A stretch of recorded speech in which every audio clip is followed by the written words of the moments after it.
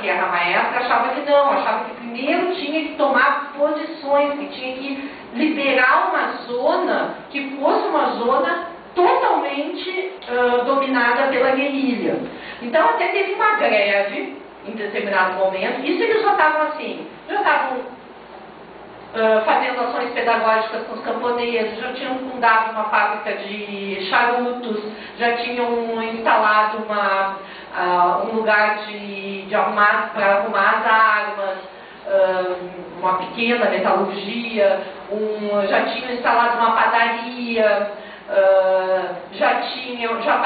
o Che já dava consultas para os camponeses, eles já tinham feito uma série de coisas. O Fidel, em 57, já falava pela Rádio Rebelde, né, que pegava em boa parte do país. O Che já tinha lançado um jornal lá na Sierra, tinha até uma pequena tipografia, que o jornal chamava O Cubano Livre, e eles comunicavam vitórias, tentavam animar os revolucionários. Mas nisso o pessoal da planície já está ansioso e resolvem fazer a tal da greve geral, só que a greve geral fracassa. E o Batista acha que é o momento de terminar com a guerrilha e manda 10 mil homens subir a Sierra Maestra. E esses 10 mil homens são derrotados por 220 combatentes.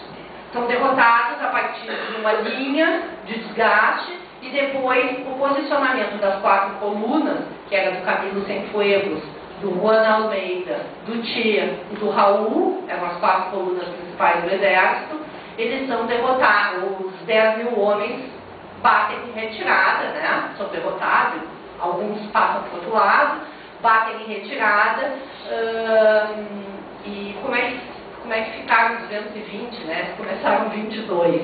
Eu vou dar os números aqui. Em janeiro de 57 eles eram 22, que tomaram o quartel de La Plata, né? Em janeiro, foi a primeira vitória deles.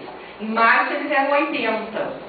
Em maio eles eram 127. E em 1958 já eram, final de 58, eles já eram 220 combatentes, tá? Em 31 de dezembro, eles desceram, 58, eles desceram a Sierra Maestra e o Fulgêncio Batista fugiu. O Che e o Camilo tomaram Havana. Em janeiro de 59, o Fidel entrou vitorioso na cidade para cumprir uma coisa que estava numa carta que ele tinha escrito durante os anos que ele ficou na Serra. Ele tinha escrito para Célia Sanches, na época da guerrilha. Na época da guerrilha, alguns aviões, os Estados Unidos eram aliados do Fulgêncio Batista. Contudo, os Estados Unidos estavam achando Cuba tudo muito inseguro, e achava até que, de repente, esses barbudos, tal, que estavam dando entrevista, inclusive para os jornalistas norte-americanos que subiam a serra, que talvez até fossem a solução, mas de qualquer maneira eles tinham que atuar, porque o Batista era o aliado deles, eles tinham que atuar contra a guerrilha. Então, aviões norte-americanos várias vezes bombardearam casas de camponeses na Serra Maestra, matando muita gente inocente. Então, o Fidel escreve essa carta. Um pedaço da carta ele diz assim: jurei que os americanos vão pagar bem caro pelo que estão fazendo. Quando essa guerra acabar, começará para mim uma guerra muito mais longa e grande, a guerra que vou fazer contra eles. Tomo consciência de que este vai ser o meu verdadeiro destino.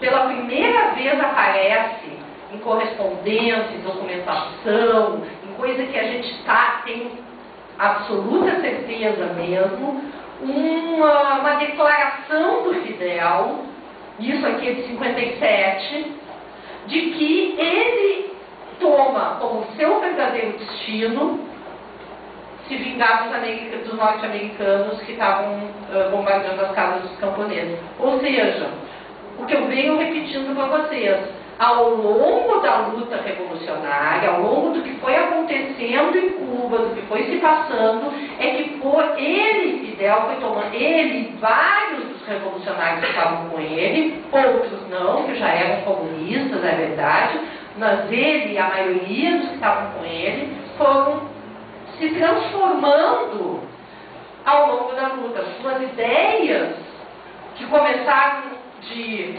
restabelecer a Constituição, elas foram se modificando com a reação da repressão, a reação da direita contra eles, a reação da ditadura contra eles.